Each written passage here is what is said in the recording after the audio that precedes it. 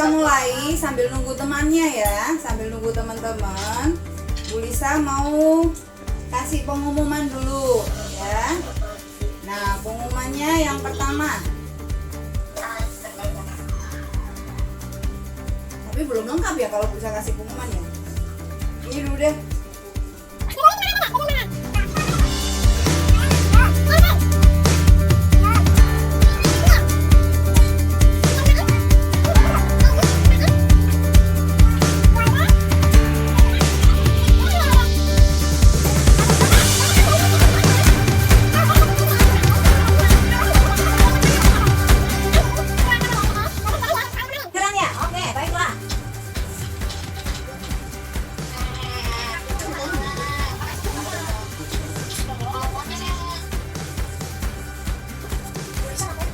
Cari ini kan katanya udah kedengeran dari sana.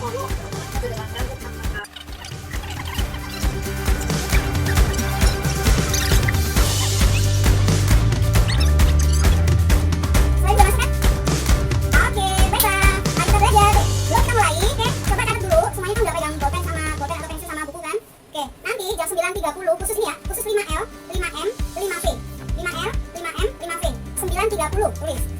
5M, 5L, 5V, 9.30 kalian akan GHM kelompok untuk tetap IPS. GHM kelompok, kelompoknya siapa Bu? Terus linknya di mana? Bu Lisa udah kirim ya, nanti dia akan muncul dengan sendirinya jam 8 lewat di forum. Jadi udah ada nama kelompok dan linknya masing-masing kelompok. Nanti akan bisa masuk satu-satu di situ. Nah Bu, kalau di mana? Di mana kan karena masih belum ada GHM yang lain. Jadi di mana itu pukul 11. Tulis di mana jam 11. Di mana GHM kelompok jam 11. Linknya di mana Bu? Linknya juga ada di forum. Nah, ingatkan ya. 5L, 5M, 5V. Dan di mana? Di jam 11. Di jam masing-masing yang sekarang kalian catat, itu silakan buka forum. Di GCS silakan buka forum. Nah, di forum itu ada keterangan nanti. Kalian masih kelompok berapa? Kemudian kalian disuruh ngeklik link yang mana? Ikutin aja di forum itu nanti. Ya, Bu sekarang nggak ngerti. Iya, nggak ngerti. Kenapa nih? Bu bisa jelasin mau buat apa? Ya, Bu bisa belum jelasin. Nggak akan ngerti, please. Karena Bu bisa belum jelasin mau ngapain. Yang Bu bisa jelaskan sekarang adalah kalian nanti, Kevin taruh pesawatnya. Yang Bu bisa jelaskan sekarang adalah hanya bahwa nanti setengah 10 untuk 5L, 5M, 5V dan jam 11 untuk 5H, kalian bisa tugaskan untuk membuka forum untuk cari tahu kelompoknya kelompok mana dan linknya mana. Ya, setelah itu kalian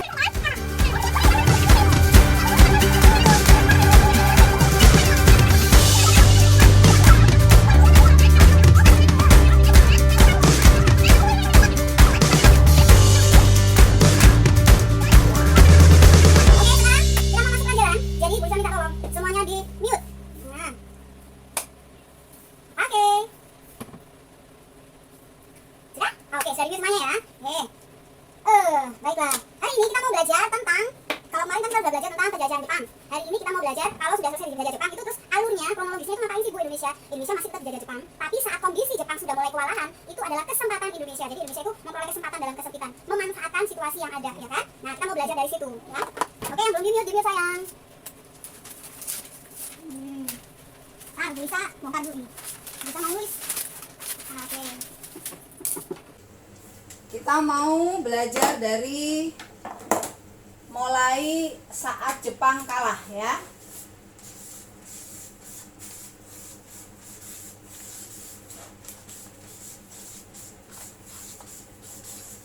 Kelihatan nggak? Udah, nggak usah dinyalain. Kalian ngangguk aja ya. Aduh, udah kan. Kalau bisa tanya, ngangguk atau geleng aja ya. Jangan dibuka mute-nya. Biar cuman hanya kalau kelihatan oke, gini atau tangannya gini. Kalau mau tanya angkat tangan. Ya. Oke. Ya, balik lagi. Nah, waktu Jepang menjajah Indonesia kita udah belajar. Bu Lisa nggak ngulang lagi waktu Jepang menjajah Indonesia ya. Tapi kita mau belajar saat Jepang di Indonesia waktu perang Asia Timur Raya atau perang Pasifik. Perang Asia Timur Raya, perang Pasifik itu antara Jepang dan sekutu. Sekutu marah-marahnya kenapa? Saat Jepang pertama kali ngebom pangkalan udaranya Amerika. Berarti mereka mau balas dendam, ya kan? Nah, balas dendamnya itu, Jepangnya mulai kewalahan nih. Ternyata dari waktu ke waktu, dari tahun 1943, 42, 43 ya kan Jepang kewalahan. Nah, pas lagi di Jepang lagi peralihan Perdana Menteri. Nah, kemarin kalau kalian benar-benar mendengarkan dari penjelasan Ibu, itu Perdana Menteri Jepang itu lagi baru diangkat, Perdana Menteri baru, namanya Perdana Menteri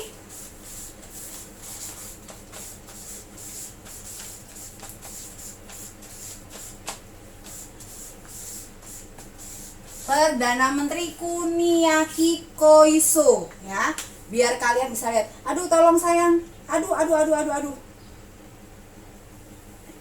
di mute, ayo mute, sakit telinganya Bu Lisa.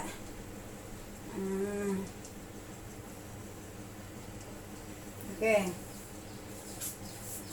Bu Lisa tulisnya gede biar kelihatan. Nah, Perdana Menteri Kuniaki Koiso. Kalau Bu Lisa jelasin yang waktu di video itu Bu Lisa sebutnya Kaiso, salah.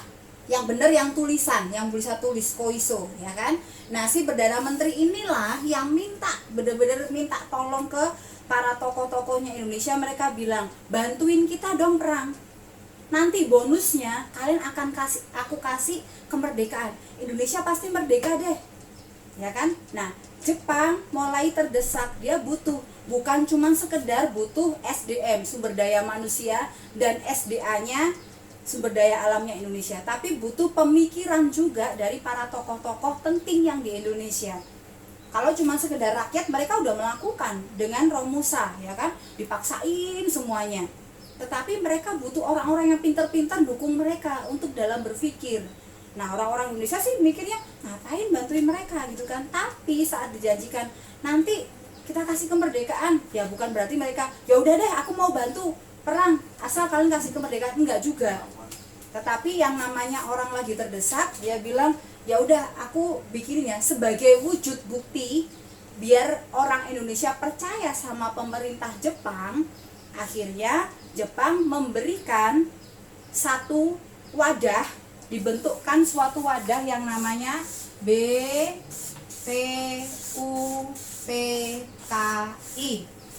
Nah, ini sebagai bukti. Kalian nggak percaya kalau kalian akan aku kasih kemerdekaan. Nih, aku bikinin wadah ya, aku bikinin organisasi namanya BPUPKI. Dengan ini, kalian tahu kan, berarti aku beneran loh kasih kalian kemerdekaan. Maksudnya pemerintah Jepang seperti itu, maksudnya Perdana Menteri Koiso-nya seperti itu. Makanya ada perjanjian yang namanya Koiso Deklarasi Koiso, ya kan, bahwa mereka akan memberikan kemerdekaan buat Indonesia kalau nanti perangnya Jepang sudah berakhir, kalau Jepang sudah menang dalam perang, ya kan. Tapi kan itu di luar kehendak pemikiran manusia. Ingat ya, segala sesuatu Tuhan yang turut campur tangan. Ternyata Jepang bukan menang, malah kalah, ya kan. Nah, akhirnya sama pemerintah Jepang dibentukkan suatu wadah yang namanya BPUPKI. Kepanjangannya apa, Bu? Badan Penyelidik Usaha-usaha Persiapan Kemerdekaan Indonesia. Jadi isinya itu mereka disiapin, dibentukkan panitia, ada ketua, sekretaris, ada wakil, ada tim-tim di bawahnya sekitar 60 orang. 60 sampai 66 untuk ngapain, Bu?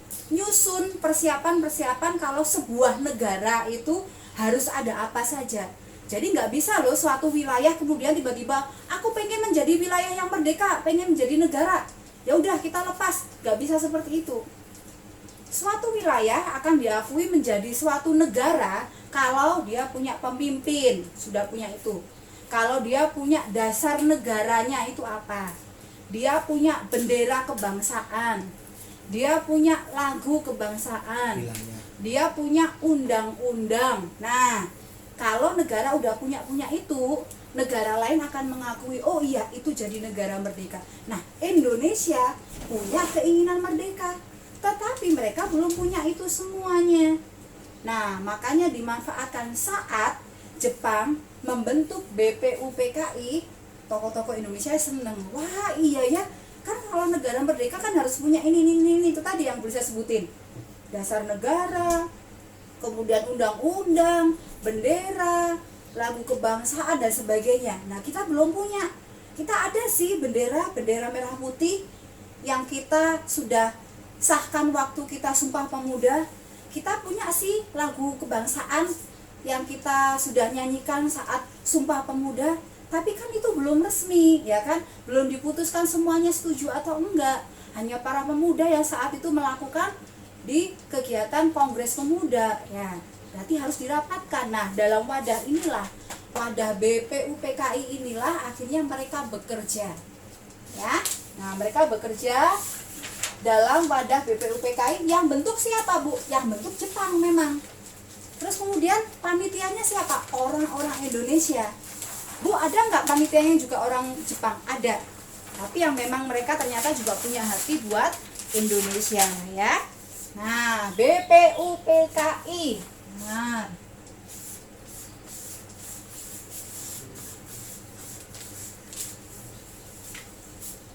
Badan Penyelidik Usaha-usaha Persiapan Kemerdekaan Indonesia. Mereka 2 kali sidangnya. Sidang yang pertama dan sidang yang kedua. Nah, sidang yang pertama itu tanggal 29 Mei kayak gini ya, sampai 1 Juni. Sidang yang pertama bikin apa, Bu? Bikin dasar negara. Yang sekarang kita punya Pancasila. 1. Ketuhanan yang Maha Esa. Nah, kita punya itu kan. Nah, itu dulu dirapatkan, dipikirkan, dibuat, disusun oleh para tokoh di tanggal ini nih, 29 Mei sampai 1 Juni 1945. Jadi sejarah Indonesia yang benar-benar sangat penting itu waktu jatuhnya di tahun 1945. Banyak peristiwa terjadi dari awal dibentuk dasar negara sampai Indonesia merdeka, sampai Indonesia diserang lagi oleh negara lain. Nah, itu nanti setelah kemerdekaan kita akan bahas ya. Ini kan kita masih bahas tentang waktu mau merdeka, ya. Oke, ini. Nah, itu nyusun dasar negara. Nah, di penjelasan Ibu yang di video, Bu Lisa tidak terlalu membahas ini. Padahal di situ ada. Tadinya namanya belum Pancasila dasar negaranya. Ya. Loh, tadinya namanya apa, Bu, sebelum Pancasila? Ada namanya disahkannya dengan nama, pinter, suaminya Bu Lisa bisa jawab, Piagam Jakarta, atau dalam bahasa Inggrisnya Jakarta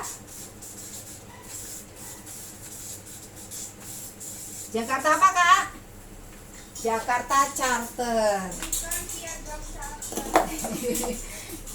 Oke. Nah, dulu namanya belum Pancasila, ya. Pancasila ini ditemukan benar-benar waktu jatuhnya di tanggal 1 Juni. Nah, yang hari-hari sebelumnya mereka mengesahkannya dengan nama Piagam Jakarta atau Jakarta Charter. Yang isinya apa, Bu? Isinya hampir sama. Cuman ayat 1 atau sila pertamanya yang beda. Bu Lisa baca ya. Yang ayat pertamanya beda. Jadi Piagam Jakarta bunyinya gini. 1. Ketuhanan dengan kewajiban menjalankan syariat Islam bagi pemeluk-pemeluknya. 2. Dasar kemanusiaan yang adil dan beradab. 3. Persatuan Indonesia. 4. Kerakyatan yang dipimpin oleh hikmat kebijaksanaan dalam permusyawaratan perwakilan. 5. Serta dengan mewujudkan suatu keadilan sosial bagi seluruh rakyat Indonesia. Nah, yang sangat berbeda bukan cuma kalimat. Kalau kalimat memang ada yang beda, tapi isinya sama. Cuman yang berbeda di Piagam Jakarta adalah sila yang pertama, yaitu ketuhanan dengan kewajiban menjalankan syariat Islam bagi pemeluk-pemeluknya. Nah, saat Piagam Jakarta ini disahkan, ternyata rakyat yang di daerah timur, jadi orang Flores, orang NTT, ya, orang-orang daerah sana, semuanya komplain. Mereka protes. Wah, berarti itu hanya untuk orang-orang yang beragama Islam dong. Kita yang beragama lain selain Islam gimana? Berarti kita nggak bisa menjalankan itu dong. Berarti yang dimaksud dengan yang punya Tuhan, nah ya kan. Terus akhirnya diperbaiki. Nah, setelah diperbaiki, tanggal 1 Juni Insinyur Soekarno mengumumkan, aku menemukan satu istilah, namanya Pancasila. ada 5 sila dasar dan disebut dengan Pancasila. Dan kemudian setelah dalam rapat diputuskan syariat Islam bagi pemeluk-pemeluknya itu dihapus, diganti menjadi ketuhanan yang Maha Esa. Nah, sejak sila 1 diganti ketuhanan yang Maha Esa, diganti, akhirnya namanya juga diganti, bukan Piagam Jakarta tetapi Pancasila. Ada panca itu 5, sila berarti ada 5 sila itu tadi, dan 5 sila Pancasila kalian sudah hafal. Nanti ada saatnya Bu Lisa ulang, siapa tahu setelah Bu Lisa ambil tes waktu kalian masuk sekolah dulu lupa sekarang Pancasila. Ayo, siapa yang masih ingat? Gak usah ngomong, tunjuk jari, masih ingat? Yes, keren, mantap, hampir semua. 5M nomor 5 siapa? Coba 5M nomor 5 siapa? Oh, Keten ya?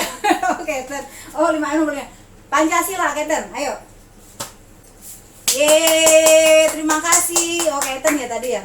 Jadi sebelum Pancasila itu namanya Piagam Jakarta, yang akhirnya sekarang setiap tanggal 1 Juni diperingati sebagai hari lahir Pancasila. Oke, kita lanjutkan. Terus kemudian BPUPKI sidang yang kedua, Bu, bikin apa? Kalau yang pertama menentukan dasar negara, yang kedua mereka menentukan atau menyusun rancangan undang-undang yang akhirnya sekarang disebut dengan Undang-Undang Dasar 1945. Ya. Jadi BPUPKI itu 2 kali bersidang. Sidang yang pertama menghasilkan Pancasila. Sidang yang kedua menghasilkan Undang-Undang Dasar 1945. Meskipun di luar itu sidang yang kedua mengesahkan, yuk berarti bendera merah putih sah ya menjadi benderanya kebangsaan Indonesia. Iya. Berarti lagu Indonesia Raya ciptaannya W.R. Supratman sah ya menjadi lagu kebangsaan. Iya. Nah, terus menentukan wilayah Indonesia mau meliputi wilayah mana saja, itu juga sudah ditentukan ya. Bu, setelah BPUPKI bersidang 2 kali, pertama mengesahkan mencetuskan Pancasila, yang kedua menghasilkan Undang-Undang Dasar 45, kemudian mereka melanjutkan apa lagi, Bu? Gak ada. Akhirnya mereka dibubarkan. Waduh, kok dibubarkan? Berarti udah selesai dong? Enggak ya. Tugasnya dianggap sudah selesai, digantikan kepanitiaan yang lebih kecil, orangnya lebih sedikit, namanya PPKI. Nah, Bu, bedanya BPUPKI dan PPKI. Nah, BPUPKI Badan Penyelidik Usaha-usaha Persiapan Kemerdekaan Indonesia. Kalau bahasa Jepangnya namanya Dokurisu Junbi Chosakai. Kalau PPKI ini apa, Bu, kepanjangannya? PPKI itu Panitia Persiapan Kemerdekaan Indonesia. Benar-benar untuk menyiapkan secara detail nanti kemerdekaannya seperti apa. Kalau ini secara garis besar, yang PPKI secara detail anggotanya cuma 21 orang saja, nggak banyak-banyak. Ya. Kalau BPUPKI ini ketuanya namanya Dr. Rajiman Wedyodiningrat. Ya, kalau PPKI ketuanya Insinyur Soekarno. BPUPKI Dr. Rajiman Wedyodiningrat. Kalau PPKI ketuanya Insinyur Soekarno. Ya. Cuman masalahnya ternyata PPKI belum sempat sidang, belum sempat rapat, belum sempat menghasilkan apa-apa, ternyata semuanya sudah buyar. Apanya, Bu, yang buyar? Ternyata tiba-tiba Jepang dikalahkan oleh Amerika, ya kan, dikalahkan oleh sekutu. Nah, Jepang dikalahkan oleh sekutu pas apa, Bu? Pas 2 kotanya Jepang dibom atom oleh Amerika. Yang pertama tanggal 6, yang kedua tanggal 9, yaitu kota Hiroshima dan kota Nagasaki. Nah, peristiwa ini sebenarnya tadinya nggak akan berefek apa-apa buat Indonesia. Yang hancur bukan Indonesia, ya kan? Tetapi kenapa kok akibatnya bisa diterima oleh Indonesia? Karena Indonesia sedang dijajah oleh Jepang. Jepang dari kalah dibom 2 kotanya, kemudian Jepang menyerah tanpa syarat. Disitulah peristiwa kemerdekaan Indonesia kemudian diproklamasikan. Jadi memang ambil kesempatan. Bu, kalau misalnya ada kesempatan kekosongan kekuasaan, tahu ya, arti kekosongan kekuasaan adalah Jepang lagi menjajah Indonesia, tapi kan dia lagi kalah nih. Kalah, dia menyerah tanpa syarat tanggal 15 Agustus, dia pulang, tapi banyak tentaranya masih di Indonesia ya. Dia pulang. Nah, negara atau lawannya yang sudah mengalahkan Jepang belum datang ke Indonesia. Nah, kekosongan kekuasaan inilah yang dimanfaatkan oleh orang Indonesia. Tetapi tidak serta-merta cuma seperti itu. Maksudnya apa, Bu? Maksudnya kalau kekosongan kekuasaan, kemudian Indonesia bisa memanfaatkan, kita bayangin ya, Indonesia bisa memanfaatkan, tetapi Indonesia belum punya itu tadi, belum punya dasar negara, belum punya undang-undang, belum punya bendera, belum punya lagu. Kira-kira waktu ada kekosongan kekuasaan, Indonesia bisa menyatakan kemerdekaannya tidak? Nggak bisa. Kenapa Indonesia bisa menyatakan kemerdekaannya dengan pede, bisa menyatakan kemerdekaan dan seluruh dunia mau mengakui? Karena sebelumnya Indonesia sudah punya simpenan, sudah punya dasar negara, sudah punya undang-undang, sudah punya lagu kebangsaan, sudah punya apalagi tadi, bendera Indonesia, ya kan? Sudah punya semuanya. Jadi tinggal ngumumin aja, cari kesempatannya. Ternyata sama Tuhan diizinkan di dalam kesempatan yang sangat sempit itu. Tapi kesempatan yang sangat sempit itulah yang benar-benar menegangkan, ya. Menegangkannya apa? Saat diawali di tanggal 15 Agustus.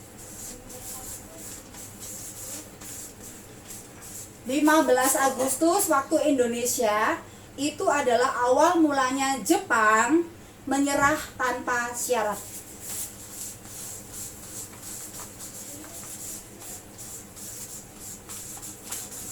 Nah, 15 Agustus Jepang kalah. Kemudian di tanggal itu juga sebenarnya radio-radio itu ada terkunci semua yang di Indonesia. Jangan sampai ada rakyat yang tahu, satu orang yang tahu.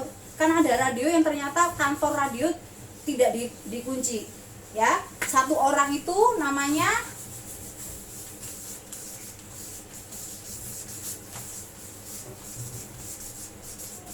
Sultan Syahrir. Nah, Sultan Syahrir inilah yang dengar, wah, Jepang menyerah tanpa syarat kepada sekutu. Wah, Jepang kalah. Wah, dia seneng banget. Pas hari itu juga, dia langsung setelah mendengar, dia cari Bung Karno sama Bung Hatta. Dia cari mereka, kemudian dia bilang, aduh, Jepang lagi menyerah tanpa syarat. Yuk kita proklamasikan kemerdekaan kita sekarang, yuk. Nah, kenapa golongan muda ini pede anak-anak? Mereka pede, ingat, itu tadi yang bisa bilang. Karena semuanya udah tahu, kita udah punya dasar negara, kita sudah punya undang-undang dan sebagainya. Jadi tinggal nunggu memproklamasikan, tinggal nunggu mengumumkan. Nah, maksudnya Sultan Syahrir, dia ingin diumumkan sekarang aja. Besok ya, besok ya. Nah, kalau besok berarti maksudnya tanggal 16 ya. Kan waktu Sultan Syahrir mencari Bung Karno dan Bung Hatta itu kan tanggal 15. Nah, dia cari, tapi kalian tahu sendiri, Bung Karno dan Bung Hatta bilang nggak bisa, tidak boleh mendadak. Kalau mendadak, kemudian tentara Jepang yang masih ada di Indonesia dengar dan kaget, bisa ada perang, bisa ada pertumpahan darah antara tentara Jepang dan rakyat Indonesia. Wah, nggak bisa, jangan mengorbankan rakyat, jangan pernah mengorbankan rakyat lagi. Rakyat udah susah dijadikan romusa oleh Jepang. Ditambah lagi dengan kita pengen mengumumkan kemerdekaan dengan korban rakyat lagi, jangan pernah. Wah, tapi golongan mudanya Sultan Syahrir dan teman-temannya nggak bisa. Kalau kita molor-molorin lagi, nanti kalau tiba-tiba kesempatan itu nggak ada, sekutu ataupun Belanda datang ke Indonesia, udah habis kita, dikuasai lagi sama mereka, sama Belanda. Mumpung sekarang, wah, mereka nggak ada ketemu titik terangnya, ya kan? Nah, tanggal 15 tetap hari itu juga, malam hari tanggal 24 24-nya Sultan Syahrir ngumpulin teman-temannya, sesama golongan muda, sesama anak-anak muda. Mereka kumpul semuanya. Teman-teman, aku tadi udah bilang sama Insinyur Soekarno, udah bilang sama Bung Hatta juga, tapi mereka nggak setuju. Gimana ini? Wah, iya. Nah, dari diskusinya rapat anak-anak muda ini akhirnya ditemukan keputusan gini. Wah, kalau gitu kita paksa nih dua tokoh kita ini, tapi maksanya jangan di sini. Kalau besok kita samperin lagi ke rumahnya, Jepang akan curiga. Kalau gitu kita bawa aja diam-diam, kita bawa ke suatu tempat yang sepi, yang nggak ada tentara Jepang, biar mereka nggak dipengaruhi oleh Jepang. Oh iya, gimana dibawa kemana? Jam 4 pagi ya, besok jam 4 pagi. Nah, namanya besok jam 4 pagi berarti tanggal 16 subuh. Besok jam 4 pagi kita bawa ke Rengas Dengklok. Wah iya, kita bawa ke Rengas Dengklok ya, bener ya, iya. Bener, tanggal 16 jam 4.00 Insinyur Soekarno dan Muhammad Hatta dibawa ke Rengas Dengklok. Kalau yang bagian ini sebenarnya kalian udah tahu kan?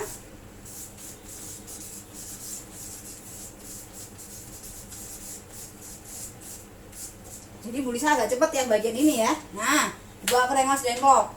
Kemudian di sana mereka diskusi lagi. Tapi mereka mau desek gak enak. Aduh, sungkan karena Bung Hatta sama Bung Karno itu orangnya sangat berwibawa gitu ya, berhikmat. Anak-anak muda itu mau maksa juga susah, tapi kalau nggak maksa gimana gitu kan. Nah, yang di Jakarta ada satu tokoh golongan tua, yaitu namanya Mr. Ahmad Subarjo. Nah, Ahmad Subarjo ini pun juga lagi diskusi sama anak-anak muda yang ada di Jakarta. Anak-anak mudanya laporan, Bung Ahmad Subarjo, Bung Hatta dan Bung Karno sudah kita bawa lo ke Rengas Dengklok, kita ajak di sana untuk diskusi. Jadi gimana nih kita yang di sini? Wah, Ahmad Subarjo kaget. Hah? Kalian culik mereka? Kalian bawa kemana? Ke Rengas Dengklok. Aduh, ya ampun, kok bisa sih? Nah, jadi mereka debat di situ. Nah, lagian sih kita mau ajak hari ini, kita mau proklamasi kemerdekaan, kok nggak mau? Ayo coba besok ya. Nah, akhirnya Ahmad Subarjo bilang, oke, aku jamin dengan nyawaku, besok pasti akan ada proklamasi kemerdekaan. Paling tidak, paling lambat jam 12. Kalau lewat dari jam 12 tidak ada proklamasi kemerdekaan, terserah, aku jaminannya. Yuk sekarang anterin aku ke Rengas Dengklok menjemput dua tokoh tersebut. Nah, akhirnya sore, setengah 6 sore tanggal 16, mereka ke Rengas Dengklok jemput dua tokoh ini. Nah, setelah di sana didiskusikan, dua tokoh ini, Bung Karno sama Bung Hatta bilang, oke deh ya, kita besok ya. Terus gimana diskusinya? Kita mau merumuskannya sekarang? Enggak, jangan sekarang, jangan di sini. Kita sekarang juga memang merumuskan, tapi kita balik ke Jakarta. Wah, kalau di Jakarta akan ketahuan Jepang. Tenang saja, katanya Ahmad Subarjo. Bosku, nah jadi Ahmad Subarjo itu kan kerja di tempatnya Laksamana Tadashi Maeda. Bosku sudah menyiapkan rumahnya. Kita boleh diskusi dan merumuskan teks proklamasi di sana. Jadi kita di sana aja. Kalau di tempatnya orang Jepang, tentara Jepang gak akan curiga dong, ya nggak? Nah, akhirnya mereka ke sana. Nah, di sanalah mereka malam jam 21.00 sampai tanggal 17 Agustus jam 04.00 nih. Jadi jam 9 malam tanggal 16 sampai 17 pagi jam 4 mereka mendiskusikan naskah proklamasi. Nah, mereka mendiskusikan itu. Yang merumuskan siapa? 3 orang saja. Insinyur Soekarno, Muhammad Hatta, dan Ahmad Subarjo. 3 orang ini yang nyusun. 3 orang ini yang nyusun, kemudian yang ngetik baru Sayuti Melik. Nah, baru besoknya yang setelah tanggal ini mereka putuskan jam berapa nih kita mau proklamasi. Oh iya, kita proklamasinya jam 10.00. Di mana? Apakah tetap di sini di rumahnya Laksamana Tadashi Maeda? Enggak, jangan. Harus tempat yang lebih luas, di lapangan Ikada. Lapangan Ikada itu di mana anak-anak? Sekarang lapangan Monas, ya. Dulu namanya lapangan Ikada. Kita di sana. Wah, mereka mikir, oh iya ya, tempatnya sangat luas. Tapi terus ada yang bilang, jangan. Nanti tentara Jepang kaget, pertumpahan darah lagi. Itu kan yang kemarin nggak diinginkan sama Bung Karno. Kita harus pindah, jangan di situ. Nggak terlalu luas, nggak apa-apa. Tapi kan kita ada media massa. Setelah kita proklamasi, diperbanyak naskahnya, kemudian disebarkan ke seluruh Indonesia, juga lewat radio dan lewat segala macam yang bisa seluruh Indonesia dengar. Oh iya juga ya, jadi nggak usah tempat yang luas. Akhirnya mereka putuskan di rumahnya Bung Karno. Akhirnya kita udah tahu jam 10 pagi itu hari Jumat. Hari Jumat 10 pagi tanggal 17 Agustus 1945 proklamasi dibacakan. Siapa yang masih ingat proklamasi? Oke, nggak apa-apa. Calvin, ayo coba Calvin. Oke, terima kasih. Tapi nggak ada penambahan kata di situ ya. Makasih Den. Nah, itu tadi tentang proklamasi. Nah, kemudian setelah proklamasi dibacakan, bendera Indonesia dikibarkan dan akhirnya Indonesia merdeka. Nah, apakah setelah Indonesia merdeka udah selesai perjuangan bangsa Indonesia? Belum. Masih ada lagi. Nah, itu Bu Lisa akan jelaskan minggu depan ya. Masih minggu depan. Oke, nah sekarang Bu Lisa akan jelaskan tugas kalian masuk ke kelompok-kelompok itu untuk apa ya. Nah, di dalam kelompok masing-masing, silakan bagi tugas. Kalian akan presentasi di depannya Bu Lisa minggu depan hari Senin. Presentasinya itu tentang ini tadi yang bisa jelaskan, tentang perjuangan persiapan kemerdekaan. Silakan bagi tugas untuk 5 atau 6 anak masing-masing. Si A bagian menjelaskan apa, si B bagian menjelaskan apa, si C, si D, si E, atau kalau 6 berarti ada si F yang bagian menjelaskan apa. Nah, seperti itu.